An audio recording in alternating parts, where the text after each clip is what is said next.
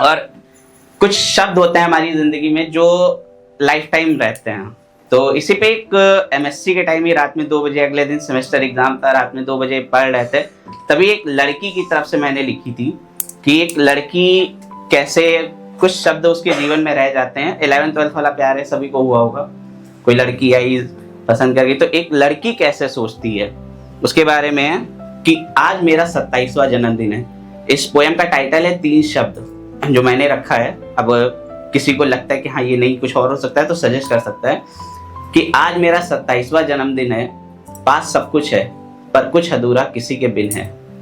मैं एक दूसरे शहर काम पर जा रही हूँ, घर पर होने की इच्छा आंसुओं में छुपा रही हूँ।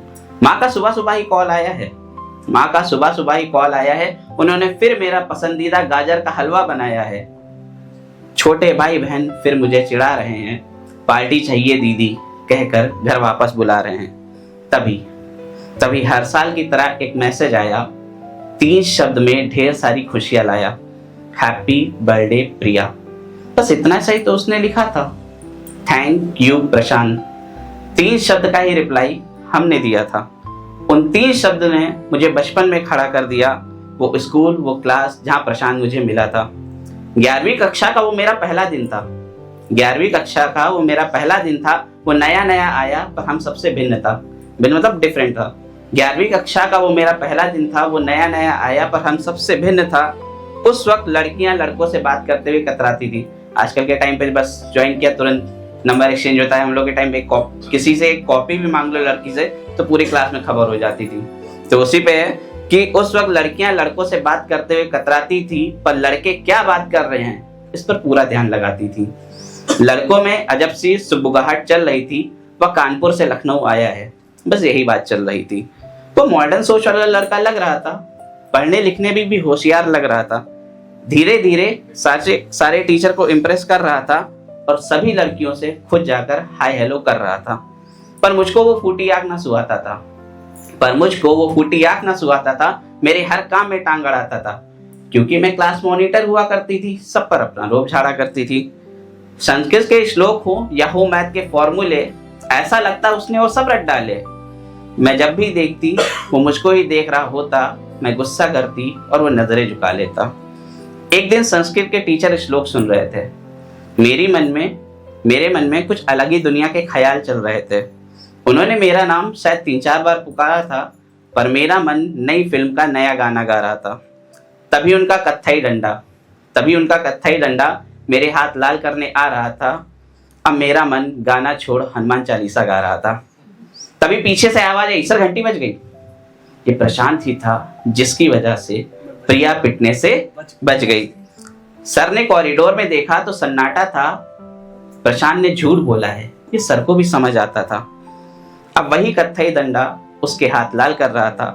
मैं तुमको कैसे पिटने देता, ये उसकी आंखों में दिख रहा था। उस दिन से मेरा गुस्सा उसके लिए कहीं काफूर हो गया और इसकी इस अदा से बचपने वाला प्यार दिल में घर कर गया।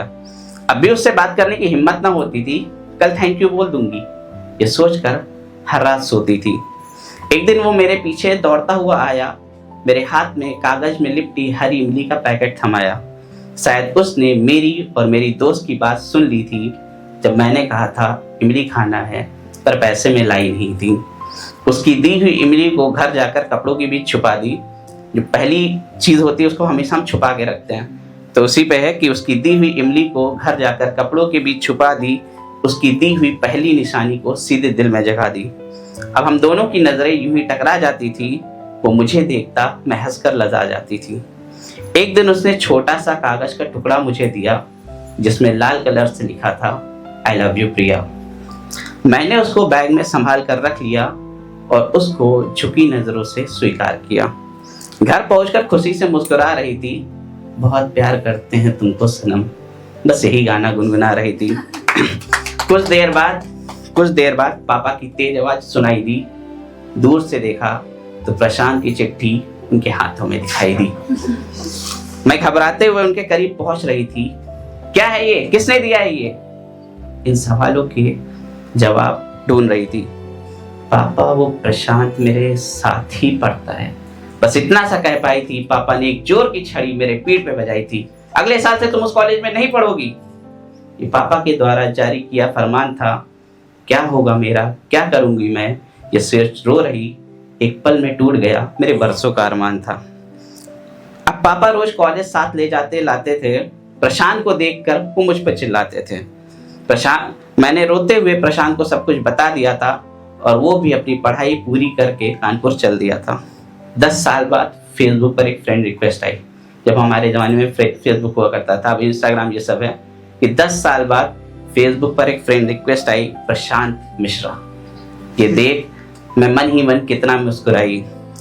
उसका स्टेटस देख दिल वहीं रुक गया, मैरिड टू शालिनी मिश्रा, ये मुझे दिख गया।